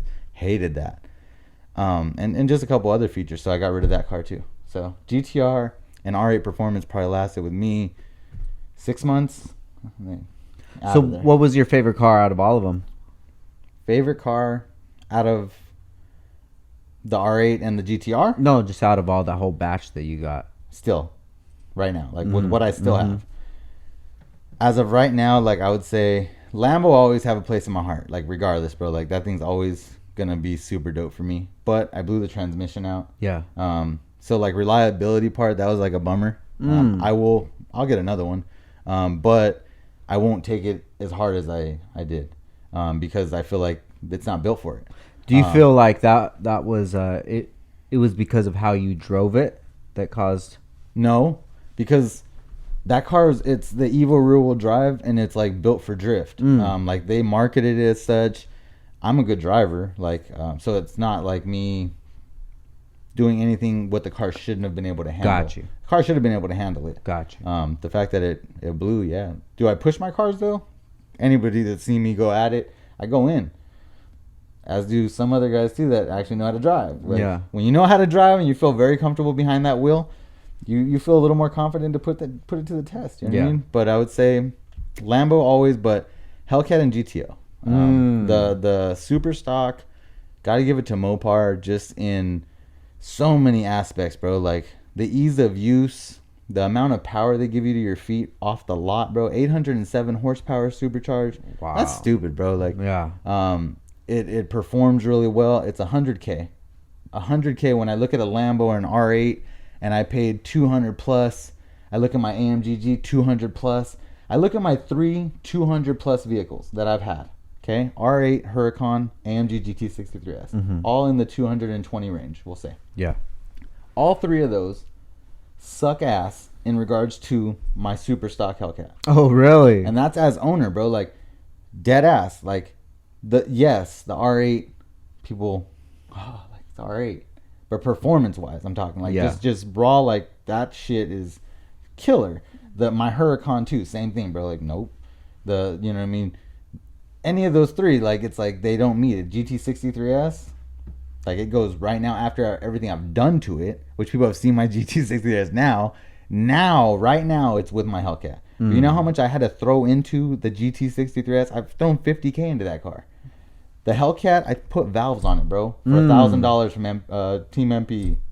And that car spanks. Wow. You know what I mean? So, yeah, like the appreciation I've earned for it and the way it handles it is a beast. Like, so when you see these Hellcat guys out there, bro, and like, the Hellcat guys, and it's like, drive one, dude. Yeah. Drive one. Like, and it's like, oh, fuck. Even you, bro, like, you got the expensive ass BMW. It's dope. Yeah. But then you go drive something that's like 100K, and you're like, fuck. Yeah. It just, from even just a dollar standpoint, you're like, damn, like, that makes sense. Bang for your buck. Bang for your That's buck, definitely bro. You know, a great car to have. I think that you still need to have that car that has the luxury as well. You know, I say this now with a collection, right? I say this with a collection. Like, if I didn't have the AMG for the date night out, then maybe I'd be like, oh, like, yeah, but yeah. It's tough, you know what I mean? No, but that's my opinion on it. No, I feel you on that, dude. And it's a dope car, man. When you brought that car and we did the whole kit on it, man, I was having so much fun with it, dude. You guys made it doper. Yeah, just hearing you started and revving, and then we went for a drive, dude, and just putting it to work, dude. I love it, man. Bro. It was a good time. Now, any of these cars, did you get them and you thought it was going to make you feel a certain way, but it didn't? No. Some people have the thing with cars. It's like Tim Allen, right? You used to watch Home Improvement, and he's like, "It's cars, bro." Like, that's me, dude. Like, I love cars. I love cars, dude. Like, even not my own. Like, I'll geek on your car. Yeah. I'll geek on your Honda, your BMW. Like, you know, old boy down here talking about his build, and I'm like loving it. Like, I can talk cars, bro. Like, I can listen to you talk about yours, or I can talk about mine. and I can look at it for hours and like I don't know, dude. Like I like cars, bro. Like I don't watch sports at all, and I shouldn't say I don't watch sports, but I don't watch traditional sports. Like you'll never see me watch a ball game, basketball, football, anything. I've just never really gotten into it. But I'll be on my phone watching UFC, boxing, and sports as far as race car driving. Yeah. So the GT stuff, drag racing, Maverick TV, stuff like that, where I'm always watching the Ken blocks and they're doing, the rally racing. I just like cars, dude. Like I like seeing the builds. I like the power of it. I like hearing the blowout valves and seeing flames coming out of the back of these things. I don't like stock cars. I really don't like stock cars. Like I go to some of these shows and some of these places or some of these events and people show up in stock cars and I'm kind of blown away. Honestly, it's like I sit here looking at the sky kind of like with a puzzled look. It's like, why'd you bring that? Yeah. Like everybody's different, but when I went in on these vehicles, nobody saw my vehicles. When I went and bought the $1 million of cars, nobody saw them until they're all modified. So literally GTR went in for Paul Walker tribute and all this shit we did to it, and that was when people saw it after it was done. So yeah, did it all kinds of crazy mods? No, but it was lowered and it had the wrap, so I gave it a unique look, right? Which is, I did that strictly for that because Fast and Furious thing, bro. Just Paul Walker tribute, man. I'm like, I respect that guy. You know what I mean? So I had to build one because I could. But yeah, man, like you see a lot of people put up in stock cars, and it's like, that ain't it. Like my Lambo sat in the garage for 3 months waiting for wheels, waiting for my lowering suspension, waiting for some parts to come in, my glow and shit. Before, we had to go get in my exhaust. Like before I even took it out to drive it. Like, and I know people be like, dude, what the fuck? Like, I'm just saying, that's just me, bro. So you'll see my hashtag when stock is not an option. I legit live by it, dude. Yeah. You won't see me driving a stock car. Like, you won't. Yeah. None of my cars. My wife won't be driving a stock car either. Like, my kids either. My son's 15. We're already talking about his 240 build. Oh, really? You know what I mean? Like, I feel like cars have so much to offer, and we have to do our due diligence. Like, it is not just a point A to a point B. I'm sorry. Like, and I know there's some people that feel that way. You're not my friend. You know what I mean? Like, I just got to do this shit, dude. Those are like the guys that watch sports. They just They're drive tailgating in the stock truck. In the stock truck. Yeah, that's funny, dude. Because I'm not into sports at all either. Like traditional sports, like you're saying. So when people, dude, I've had like pro NFL football players on the pod, and they're telling me like names, and I'm like, oh yeah, trying right. Damn, that dude. Yeah, when he caught that shit was crazy. But I'm like, I have no idea who you're talking about. I feel sometimes lost in conversation. Yeah. Because, like, everybody knows what's going on with it, or that, like, bro, I didn't even know when championships on. Playoffs, yeah. I don't know when playoffs are. Yeah. I don't know none of this shit, bro, other than seeing a sign or somebody told me, oh, we're going this weekend for, Super Bowl. Oh, okay. Fuck. Yeah. Barbecue. Like, I'm at a Dodger game. Oh, shit, they're playing? Oh, that's cool. You know what I mean? Yeah. No, I'm with you, bro. No clue. But I'm into skateboarding. That's my shit, dude. That's your shit. I love it, dude. Which, you know what I mean, is why it makes sense for you to have your son under your wing, bro, and your son's taking that. Like, that's a proud moment. Then you got the skate shop you guys just opened, dude. Yeah. Congratulations, bro. Thank you, brother. But it's like you're building off your passions. Yeah, for sure. You know what I mean? Like, I think anybody out there, like, if you want to be successful, you have to find what that is for yourself, because are you going to want to do this forever? Like, you talk about, do I keep working or whatever? The way you asked it is like, do I want it? I don't mind getting up and going to work, though. If I had to work at this labeling company, my packaging company, and I had to go in and day out until the hair goes gray and lost, like, I'm cool with it, because I like my team. I enjoy what we do. I believe in what we do. I built it, and it's like, I'm proud of it. Yeah. You know what I mean? It's not something where I'm like, oh man, like, gotta go to work again today. Me, it's like, I'm excited, bro. Like, let's go see what today brings. But it's different when you're boss. You know what I mean? Like, it's yours. You know what I mean? Like, I'm sure when you look at that and see what you've built, bro, it makes you proud. Yeah. Without having to say so. You know what I mean? And it's a different kind of thing where it's like, whether it's good and bad, bro, it's yours. And you got to deal with it. And you're going to deal with it because that's who we are. Yeah. Know? No, I feel you, man. And I feel you on that subject you were talking about earlier about, like, not appreciating what you have. And that's one thing that I'm really struggling with too, is because like I'll always I think maybe it's nature from how I was brought up and where I was brought up in the lifestyle, like in just the city and everything, like always to kind of look at things in a negative light, because I never knew when the other shoe was going to drop. So I still feel to this day that the other shoe is still going to drop. And Yeah. oh, I got the call, hey, your business is no longer in business. But that's not reality, dude, because the business is going to survive as long as I want it to survive. Meaning I have the final say in it, which is if I don't put effort into it, the business is going to go away. But if I keep putting effort into it, it's going to grow. But then I'm still trying to find the balance of appreciating how far that I've really come and still being hungry to keep pushing on, you know. And that's kind of something that it really bothers me sometimes too, that I can't just turn it off sometimes and just sit back and be like, God damn, bro, like I have a bigger house than I ever lived in as a child. Any of my family, immediate family, or you know, cousins or anything like that. But then you would think that you get to that point and you're like, dude, you should be proud of what it is, and I'm so proud of it. But it's like I can't sit around and look at what I've built, because things that I did last week, that's in the past already, bro. I did it. I've done it. I'm not gonna be that person who's just talking about that magazine cover I got when I was in 2015, 16 or whatever. Like, no, dude, I can't even talk about shit that I did 2 weeks ago, because I'm like, bro, that was 2 weeks ago. Facts. You know? But then I have to be able to look at like how far we've come, and to be able to appreciate it, and to be able to like to be proud of myself, you know? And that's just one thing that I still struggle with to this day. Like, bro, I have my own skate shop, dog.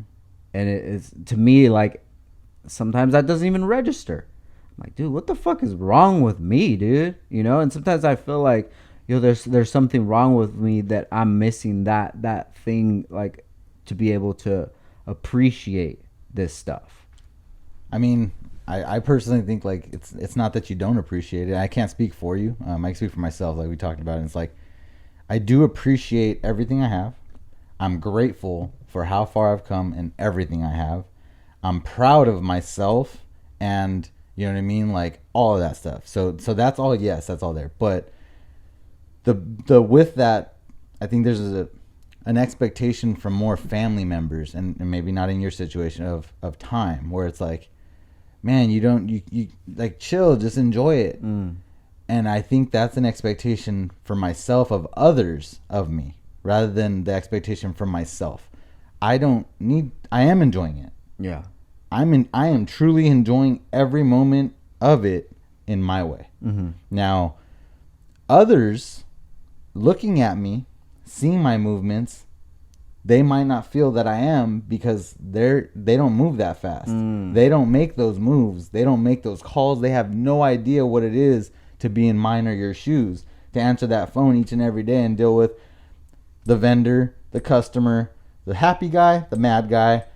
You deal with it all. You know what I mean? Like, and you're going to hear about it. And like, I think most people, it's easy to say when you don't do it. Yeah. They don't have that same experience. Their job doesn't require the same of them. They haven't built the same things. So I think I have more of that, where others expect like, man, like, but look how far you've come. Look what you've done. Appreciate it. Like, chill. Just be able to relax. Like, you don't got to go in each and every. Yeah, dude. Like, I do. Yeah, I feel you, dude. And it's so hard to explain that to people without, I don't know, like making them feel a certain way. Right. And it's I'm so glad that I could be transparent with my wife about things and talk to her about these, because these are things I wouldn't even talk about. How am I going to tell somebody that I'm like stressed out about my business or my job when they're stressed out every single fucking day, you know? And then they look at me like, you have it all. What are you talking about? You have it all. You know, I can't. It's like in Saving Private Ryan. It's like, I don't gripe to you. You're below me. I gripe to the people above, because they understand what I'm griping about. You're not gonna understand where I'm coming from. Right. So it's like when they're like, you know, my wife says, you know, you just just relax. Like, it's hard to relax because that me inside of me, that's that 14-year-old kid is still fucking in there, that's worried about, yo, if I'm relaxing, this shit can all be over tomorrow. I have to be going. I have to be moving. I have to be doing something. I have to be thinking about the next thing, or moving.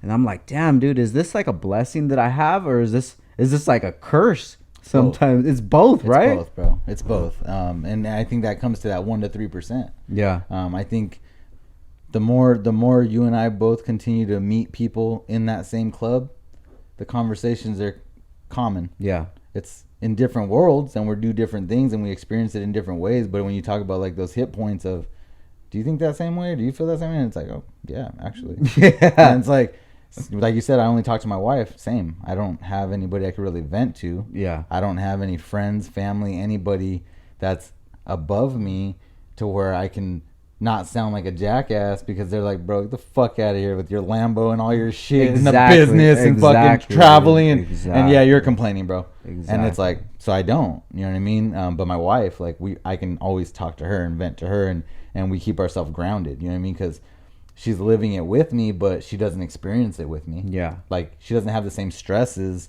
that I deal with because she's not having those same conversations. She doesn't have that same plate, but she carries the plate along with me as best she possibly can, and then we balance, you know what I mean? But that's good you have that, man. Some people don't, you know what I mean? And I think those are the people where it's like, it's hard because you have to bottle everything. And we're human, man. Like, we're going to vent. Like, we're going to have an emotion. We're going to feel a certain way. We're going to have a bad day and whatever else. And it is hard at a certain point because you sometimes don't have anybody to vent to because they won't relate. They can't relate. And you almost don't want to see the what if. Well, maybe I'll vent to that person, but then it's like, what if I rub them wrong? Or what if they're like, get the fuck out of here, Frank. Like, you know what I mean? Like, and it's like, fuck, that didn't make me feel any better. Yeah. You know and then I mean? they see our lives from the outside, and then they have their own perspective. And it's not even that my life is bad at all. Like, bro, every day is the best day of my life because I've had every experience from this second to the past. But it's just like anybody else, dude. It's like, if you can gripe about your job or how you feel, like, I feel the same way. Maybe it's different circumstances, but it's definitely the same way, you know. But it does cause me to bottle a lot more stuff up. And I think like the podcast is being able to talk about this, especially with like-minded people, like that definitely does help. It's a release. It's a little release. You know what I mean? Yeah, and just realizing that, yo, you're not crazy. You're not crazy. You're not alone. Bro. Yeah, you're not alone. You're just built different. We're built different, and there's unfortunately a small club. It's a very small club like us. You know what I mean? Yeah. And I'm becoming more and more understanding of it with people. I'm trying to be more understanding of it. Like, I do run at a different level. I do operate at a different level, and I've gotten over the expectation of. I shouldn't say I've gotten over it. I'm working on getting over the expectation of that people will operate at that same level I do. It's hard, especially as a boss too, because you want every employee to operate just like you. Yeah. And the reality is, they're very likely not gonna, because we operate at a different level as to why we're at the top of the chain. There's a reason why there's usually a top dog, and they've earned that spot, and there's a different level of responsibility and challenges that comes with that. Yeah. You know? Now let's talk about like ego and pride, dude. Like, did you ever notice yourself that you've had a problem with that? Ego, not so much, I don't think. I'm a very prideful person. Have a very street mentality, man. So like, the lack of respect that's in today's society, especially with coming with social media, it's taken some learning. Yeah. It's taken some learning. The actions that would normally be taken on a street level for a lot of the things that are tolerated and accepted in today's world, it's two different walks of life, man. It's two different walks of life. You know what I mean? So, yeah, I've had to put my pride aside and ego aside in a lot of ways just for that understanding. Yeah. It's a having to, because I have too much to lose today. For sure. So if I don't put my pride aside, then you get yourself into trouble, because then you're going to do shit that you would have done in the past, being prideful. Yeah. And then today is different though. Like then it was like nothing to lose. I have a lot to lose, so I can't do that. So now it's play the game back. Now it's social war. Oh, okay. Shots fired. Pow. Poof, got you. Like, yeah. It's funny, bro. Honestly, but it's the way people are today. Yeah. I don't know if I answered that right, but yeah. I mean, just realizing that like this generation, how they move is totally different, and that the disrespect that you and I would feel, like they just don't understand it from that point of view. It's like, bro, not that point of view. Right? It's just a comment, bro. Like, what are you talking about? But the way that I see a comment is you're leaving your message in a different form. You wrote it. Right. You wrote it. You could do a video of it, or you could tell me in person. All three of those things are the same exact thing. You communicating your feelings to me. Right. You know, so whether you text me something, whether you send me a video, whether we FaceTime or we're person to person, you relaying your message, I'm going to receive it that way. Mm-hmm. I don't receive messages differently because they came from different outlets. Mm-hmm. I don't know if that's just me looking at it like, you know, we're playing a different game now and I'm looking at it through like the old rules, or are those people just setting themselves up for one day that they're gonna realize that life is really real. So both, right? Like I think a lot of those people might come to find out that life is really real outside of this. It comes to the self-check for myself that unfortunately I can't be that guy to make them to give them that lesson. Give them that lesson. I have to stand back and hope that karma hits them one day. You know what I mean? Because I feel like you can't just go and, like you said, if you go and comment some negativity, some trash talk, some disrespect on my page to me for any reason, like it doesn't matter what it is, well then you're talking shit to me. That's how I take it. Yeah. So that doesn't matter to me that you did that from your bedroom in freaking Abagastani. I don't care, bro. Like, so when I see you in person and I happen to know who you are, to me, what up? Yeah, like, it's on site then. Like, sure. All right, talk that shit. Yeah. But most people today are like, bro, it was just a comment, bro. Like, chill out, bro. Yeah. Like, calm down. And then like, make you feel crazy. What the fuck, bro? Like, what's up, dude? Like, and it's so weird, bro. It's so weird, but I'm getting older, man. I just put the gloves down. Yeah. Broke too many fingers already, dude. Like, got war wounds. Like, yeah. But yeah, man. That part of pride and ego, but then there's like the come up pride and ego, right? So coming from nothing into something, and that's the harder check. And some people look at it differently from outside. So I think I've done a great job of checking my ego and keeping myself balanced and humble, to where I really don't try and push that off onto other people that I'm better than anybody. I hope I don't give that vibes to anybody. I really try not to.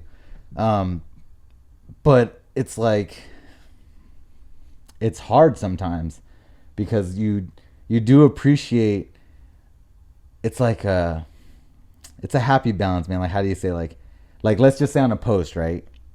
Like, you want to flaunt a little bit. Like, I want to post and be like, yeah, look at my shit. For sure. Right? Because that's going to give me the likes. That's going to get me the shares and shit. But then into some, it's like, this guy out here pushing his shit. You know what I mean?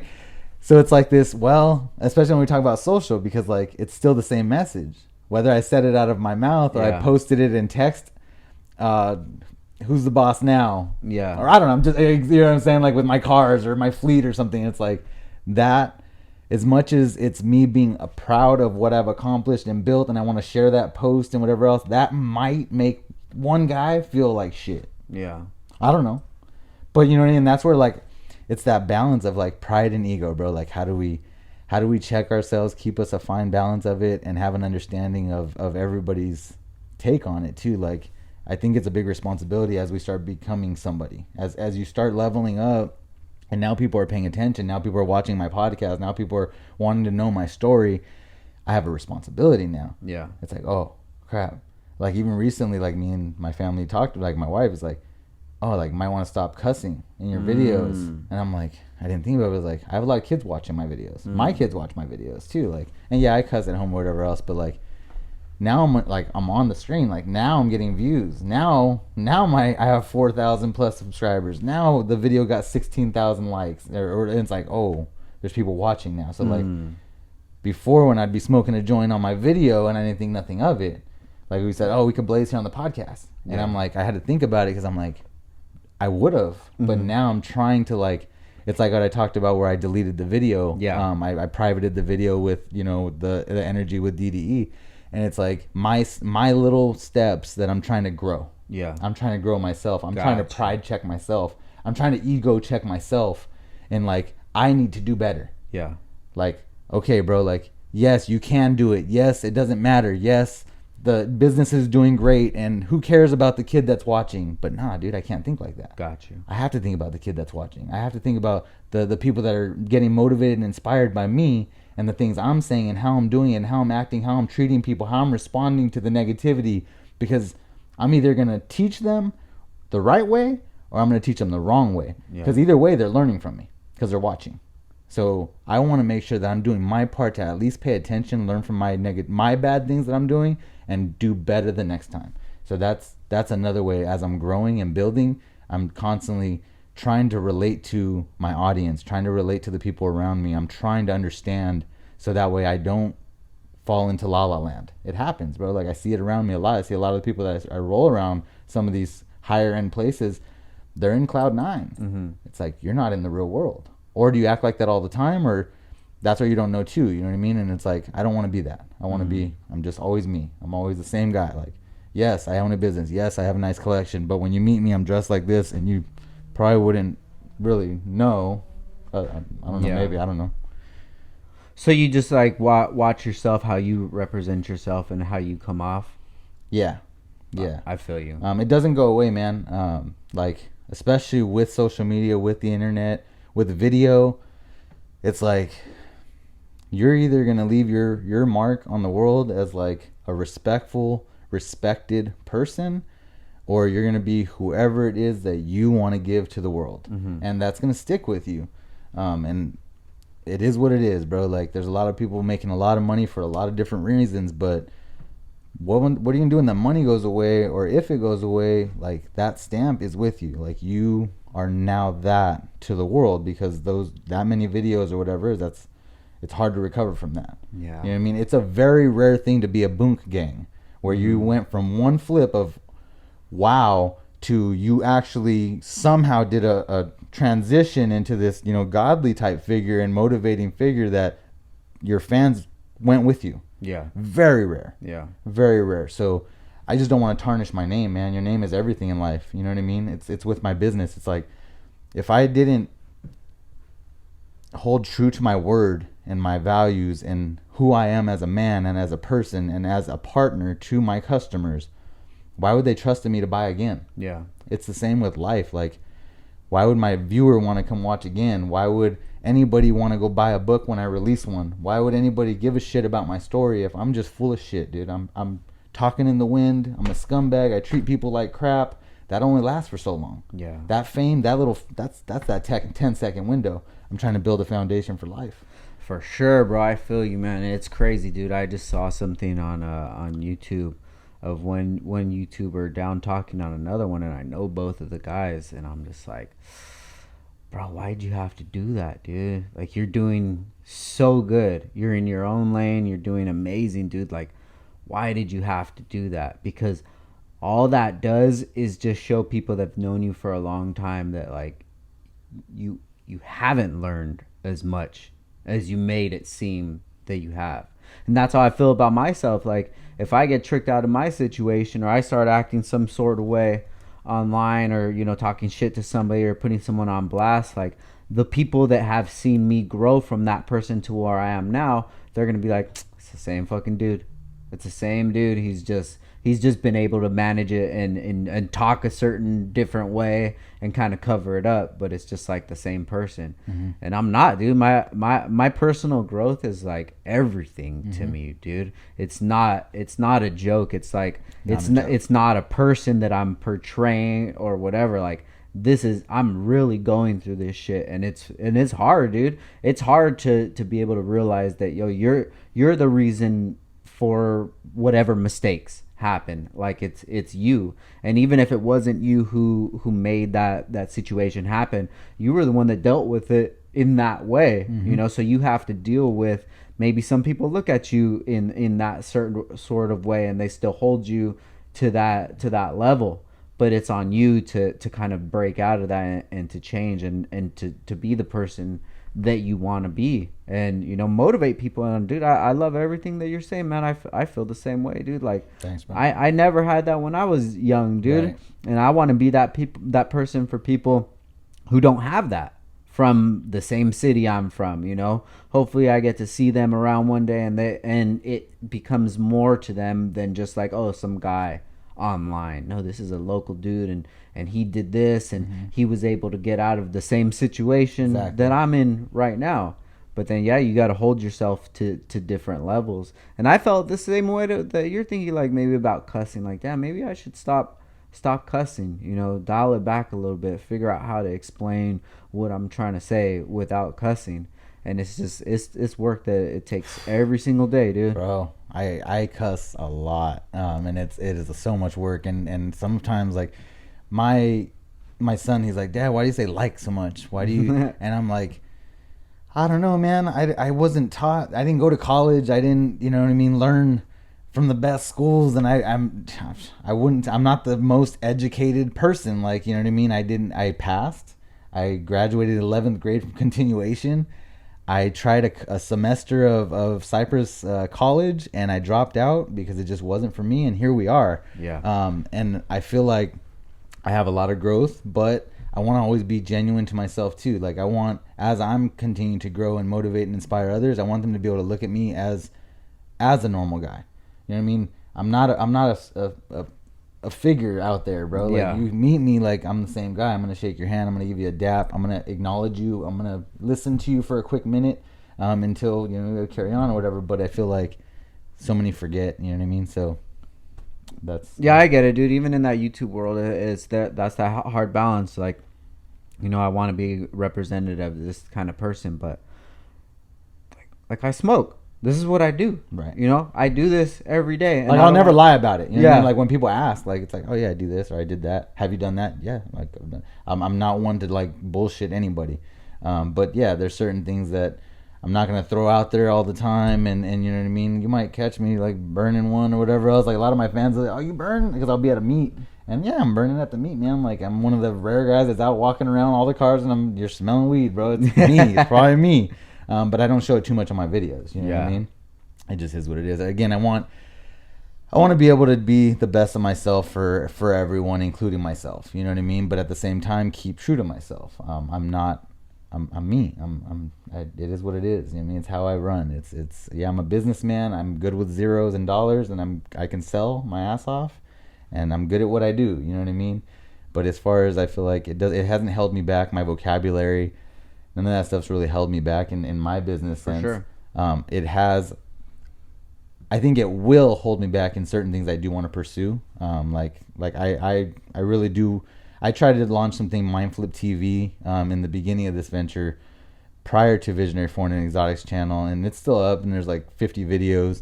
But this was motivating and inspiring content. This was just like really me trying to drill and give in that stuff, because goal for me one day would be to do seminars. Like, I'm getting welcomed by a Grant Cardone. I'm getting somebody's inviting me out to have this conversation with people because I've made something of myself, and I want to be that street guy that people respect, where they still look at me as like, nah, that's a normal. He's a street dude, but he made it, and that's the kind of image I want to give. I don't want to be that rich guy. Like, even if I am super rich and am one day billionaire, I would love to make it to that status, but I want to always still remain the humbled Yeah. You know what I mean? Where people, when they see me, I might be getting out of a nice car, but when I have the conversation, when we talk, you're like, damn, like you talk normal. Like, For sure. I don't know. Yeah. I talk to some people and I feel like they try really hard. Yeah. And I don't like that.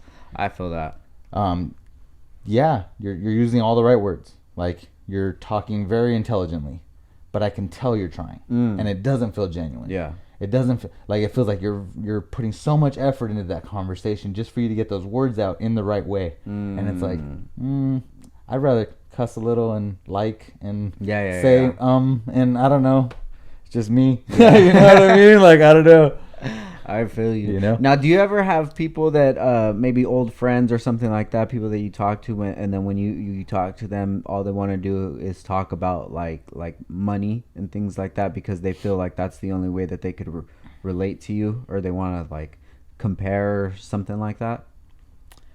I'll be honest, man. Like, a lot of my come up, and this is all from me losing it all to the actions I had to take to make it to where I'm at today, is my mentors and the people I followed, like the Dan Peñas of the world, man. Like, they're very brutal, and it's like, you got to cut off your family and your friends, and you need to move away, and you need to do this, and I did that. When I lost everything, I moved with grandma, but I learned quickly, like, you're on your own, dude. Like, you're on your own. Like, as much as there might be a family member or somebody that's going to give you a room and board and give you an opportunity to sleep somewhere, like, for you to make something of yourself, for you to bring in any kind of income, a paycheck, you to get down to the welfare office to get some WIC or anything, you're on your own. Like, you're gonna have to figure out how to get that bus ride and get that token or whatever it may be. And it hit home for me fast of like, okay, I'm on my own. So when my mentors are saying, you need to do this, I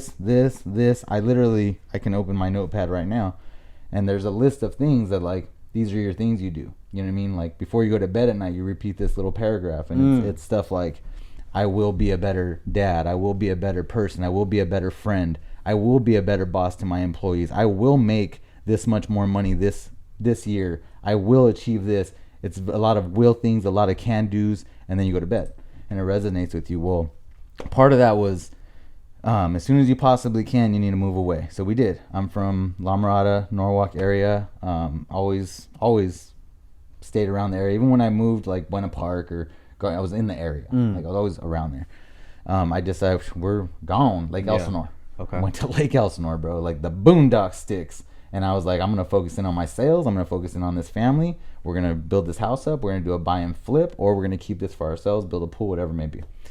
It ended up working out as a buy and flip, but long story short, it was me following all those things, and it was losing a lot of family, losing a lot of friends. And as I've continued to build and continued to grow, I could say right now is probably the worst, my best point, but in regards to relationships with past family and past, like, this is people I grew up with, very ill to none. I probably have very minimal relationships, and some I have that it's open relationship. We still communicate and still talk, but we don't hang out. Like, I won't go to your barbecue. Like, I'm not gonna go to the kids' party, and it's because of an uncomfortness. It's different. So as much as I tried to just be normal and just be myself, unfortunately, people don't treat you normal, and people don't treat you the same. So there's an expectation there of people of who you are and how you should act or whatever it may be, and there's always a conversation, there's always a whisper in the ear when you walk by, there's a look. It's just an uncomfortness, and I don't know if that's for everybody that comes from, you know, a little of nothing and then you make something of yourself, but I feel like whether it's jealousy, envy, happiness for you, all of that, even the happy one for you, like, it's still an awkwardness, because it's like, thank you for being happy, but you don't treat me the same. Like, when I come around, I can't just pull up and just kick it. Like, it's not the same anymore. So I've unfortunately had to more and more distance myself. I've made new friends, new relationships, but again, very few that I really hang on to, because I gotta focus, man. Like, I have my 4 kids, I have my family, I have my businesses, I have my dreams and my goals. And what got me to this point was listening to my mentors. What's going to get me to my next point is listening to my mentors. Listening to family and friends and their feelings never got me anywhere in life. Not when I was young, not when I'm old. It never will. So their feelings, I'm sorry that you're sad. I'm sorry that you miss me. But I'm not sorry that I'm gone. I'm blessed and I'm happy. Yeah. I wish that those people would just look at that and just be like, you know what? I'm happy that you're happy. You know? Yeah. I don't know. It is what it is. Yeah, it's hard. It's hard, especially when they're still doing the same thing.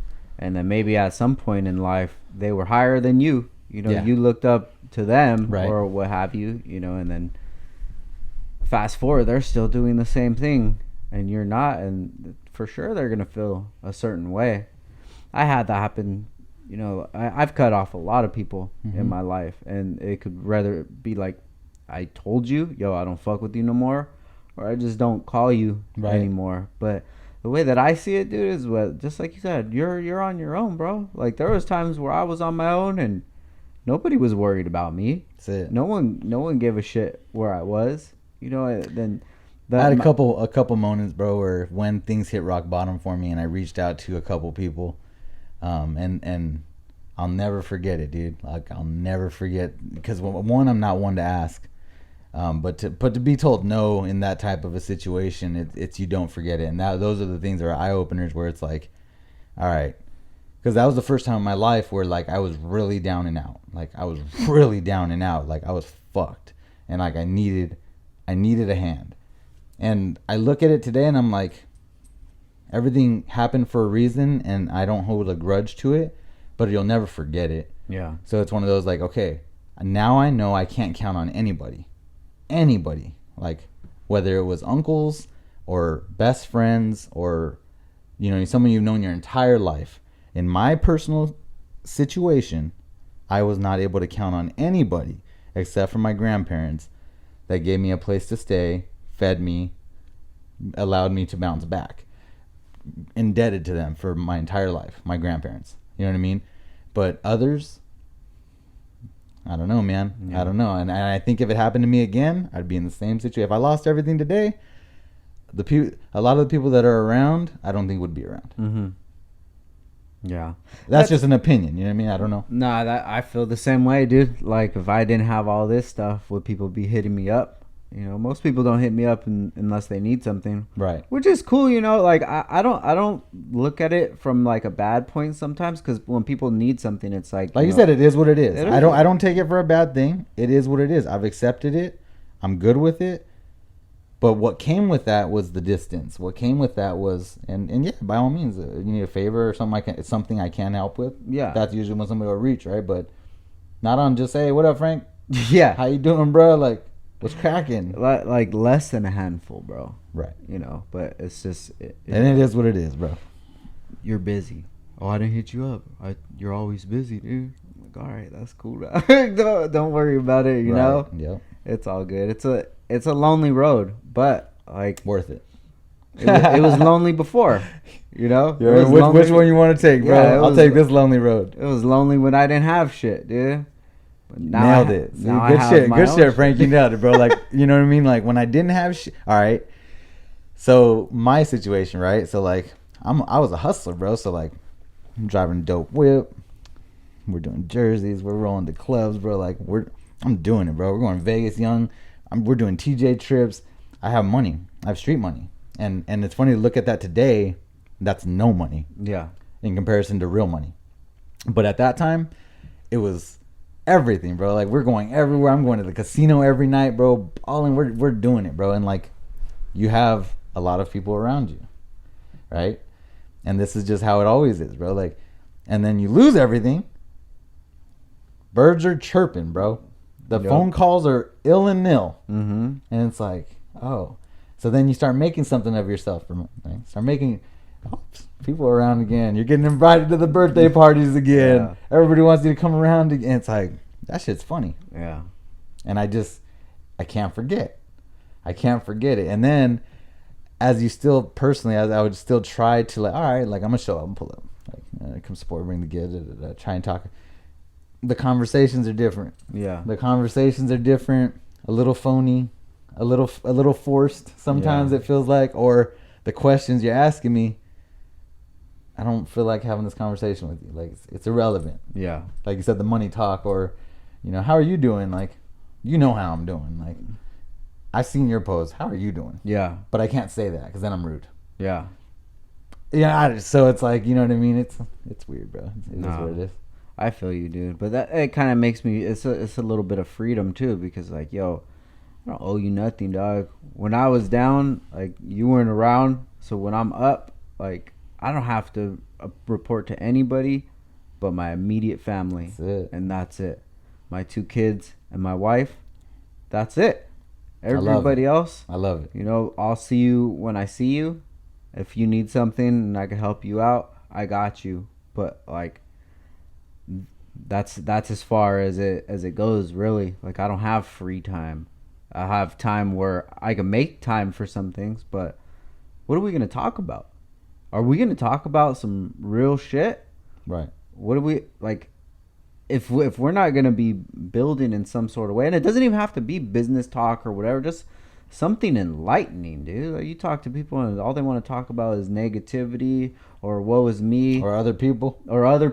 Yeah. Or then you see, like, they're having a hardship in this area, but you hear all kinds of like things that like, yo, you're actually the problem, dog. You know? And that's one thing that really helped me out with growth, is realizing that, damn, I'm the problem sometimes. Mm-hmm. And once I realized that, then that gave me the opportunity to fix it. But if you never look at yourself as a problem and it's always somebody else, you're going to keep running into these same somebody else's and like, damn, I just meet whack girls or guys are all always bad. Somebody else. It's always somebody else, dude. But it's like, dude, when is it ever you? Mm-hmm. You know. And then when I started to look within, I think that's when my growth just like sped up a lot. You know, it's just self-reflection, bro. Like, a lot of people, it's real easy. It's so easy to comment on somebody else's post, to talk about somebody else, to have opinions and so many feelings about other people's lives. And most of the people that do that the most is because they do not want to have self-reflection, bro. They do not want to point that finger right back at them and say, well, why is that person mad at me? Yeah. Why did that person respond to me like that? Why is that person not talking to me? Why is this? Why is that? Like, and it's a why back to you. It's not a why to the other person. And that's something I'm learning still. I'm doing better with, but I did start to learn is the moment I can start pointing the finger back at me for every situation of what could I have done different in that situation. Now, sometimes you can't do anything different in regards to the response of what a person's going to give you, but you can walk away. Yeah. You can have a different action yourself to give a different outcome. And those are those things, man. You know what I mean? You cannot judge and control anybody else based on them, but you can control and judge yourself all day long and fix it. I like to think of it as like extreme accountability. You know, even if I'm with you and you do some shit and it had nothing to do with me at all, it did because I spent time with you. You know, I was around you, and this is what happened. You know, and to look at it from another point of view, if I wasn't around you, we wouldn't have been in this situation. So that is on me. Even though none of the situation is on me, it was on how I look at it is it was on me. Right. Because I chose to be around this person. I chose to do business with this person. I chose to not look at this red flag and try to, you know, think, oh, well, this person was different or what have you, you know. And when you start looking at things like with extreme accountability, that makes you very critical of like every move that you do. And those are those things, man. Like, it doesn't even have to be just in a situation. It could be like you nailed it.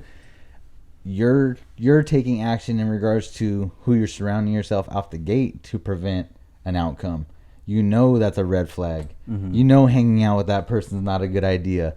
You know whatever associated to that kind of, it's like, so prior to it even happening, you had a decision to make. So, hey, like, once you make the wrong decision and something comes of it, take accountability that you made that decision. Yeah. You know what I mean? Not, well, it's every time I'm around this fucking other person. Why are you around the person, man? For sure. If you knew that. That's my homie. Right. What do you mean? That's my homie. Right. No, okay. We used to have sleepovers. Well, you're fucking 37, bro. You're having sleepovers still or yeah, what? bro. No. You know. Get rid of that shit, Hey, dude. man. Hey, it is what it is. Yeah. But it's growth, man. It's growth. It is. I feel like I've come a long way. It sounds like you've come a long way. And yeah, man, it's awesome. For sure, man. Frank, it's so awesome just to sit here and hear your story, dude. Thanks, brother. And, you know, it's very unique to you, but it's not a unique story. It's somebody who just put the work in and reaping the benefits. That's it, man. You know? That's it. And anybody could do it. Hey, Like, yeah, honestly, exactly. I mean, you know what I mean? I had to go to a certain extent, you know what I mean? But you don't have to hit the rock bottom. I mean, start taking some action. Start, find yourself a mentor. Read DM, you know what I mean? I honestly mentor quite a few people. There's a lot of people that reach to me on privately in DMs and ask me questions and ask if they can meet me for a coffee, and I do. Hell and just things, bro, and I just do it. Like, no money involved, bro, because if I can help you make something of your life and help you change your lifestyle for yourself and your family, by all means, bro, like, pay it forward. For sure. You know what I mean? I wish somebody would have taught me, and it didn't take me as many years. It took me a lot of years because I had to learn it myself. Mm-hmm. So if I'm able to at least just kick some game and help somebody on a leg forward, bro, then, hey, by all means, a DM away. I feel that so much, dude. And that's the exact reason that I do it as well, is that when I was younger, I didn't have nobody to tell me this shit, dude. And if they did, maybe I wouldn't have made so many mistakes. Right. Maybe I would have made it to this situation faster. That's what I think. Yeah. You know what I mean? It's like, damn, somebody would have just like taught me these little ins and outs, these little loops that I had to learn the hard way, or these possibilities that could happen. Like there's people that know this stuff. I just had a conversation with one of my little cousins. You know what I mean? He just filed for an LLC. I was pushing him on that, and hey, can I get a FaceTime with you? Yeah, let's get a FaceTime. Started telling him what's the next steps. How does he get a loan? What loan should he take? Can you get a loan before 3 years? Okay, yes, you can, but what kind of loans can you get? And he's just like, fuck, like taking it in. But it was a 5-minute conversation that literally this morning I wake up to him getting his first little cell unit. He put it into some store. It's his little business he's doing, but it's kind of like ATMs, right? But shout out to my little cousin, man. Hell He's yeah. out there taking action, bro. It's things like that, man. There's so many things to do. Vending machines, ATMs. Go reach into your local barber shop, any neighbor. There's so many stores around. Like, there's businesses, bro. There's money to be made. Yeah. And when you give back, it's so weird that how it like comes back to you. You just put that good energy out and it comes back. Karma goes both ways, man. For sure. You know what I mean? It's like people think of the word karma and it's like always a negativity, and it's like it does go both ways. Like when you're putting positivity out in the world, when you're putting positive energies out there, man, it does somehow came back. You know what I mean? Like I pray a lot. I believe in God, and you know what I mean? We pray every day. Like, thankful for my blessings. You know what I mean? Thankful for each and every day. And I wasn't always that way. When I was in my worst points in life, I was atheist. Mm-hmm. I didn't believe because of my upbringing, because of how I lived, because of so many reasons outside of my own control. I wanted to post blame on somebody. Mm-hmm. When I started taking action, accountability for my own stuff, my own life, then I started realizing that I can't sit here and I was using it as a crutch. I'm blaming, and I'm getting nowhere. For sure. I'm having a lot of hate, a lot of raw emotion. I'm mad. But once I start taking accountability that I did this, I could have done that. I could have done that differently. So many situations to where I even look at today of when I hit rock bottom, I was like, I fucked up. Yeah. I could have done so many things differently, and I didn't because I didn't know better. Yeah. So that's the part of somebody can kick some game, which, hey, this guy right here or this guy right here, ask, man. You'd be surprised on who might answer. Yeah. Fuck yeah. Frank, I love it, man. And I wish you nothing but success, dude. Same, brother. You got a good energy, dude. And I want to see you grow, bro. And I love it. Appreciate it, man. Before we get out of here, dude, where can people find you at? Instagram, Facebook, YouTube, TikTok, Visionary FE _ for IG, but everywhere else, man, it's Visionary FE. Visionary Foreign and Exotics, man. It's your boy, Frank Visionary. Hell yeah. All right, guys, and once again, this is Downtime with Downstar. And Frank, thank you, man. I appreciate you, brother. Yes, sir. All right, guys, we out. Peace. Peace.